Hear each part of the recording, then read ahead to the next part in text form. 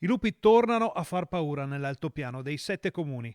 Circola in questi giorni un video che mostra quello che sembra essere, a tutti gli effetti, un lupo camminare nella neve a 2 passi dal centro abitato di Camporovere. L'animale è ripreso da lontano, ma il colore e il modo di muoversi sembrano proprio quelli di un selvatico, piuttosto che di un cane domestico.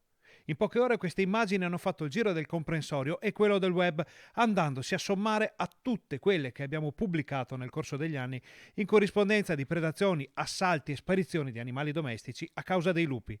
Solo qualche giorno fa i rappresentanti di malgari e allevatori erano andati a Roma per portare al Ministero dell'Agricoltura il grido di dolore del comparto che in Veneto e in molte altre regioni sta creando danni importanti. Nel frattempo, l'esponente leghista altopianese Giorgio Tagliaro ha subito pubblicato un post sui social sottolineando come i bambini siano spaventati e come questa presenza preoccupi non poco gli abitanti. Tagliaro chiede catture e abbattimenti da parte di personale autorizzato e chiede anche quanto si dovrà aspettare prima che il problema venga preso in considerazione da chi di dovere. Domande che l'altopiano si pone da molto tempo, ma di risposte finora non ne sono arrivate.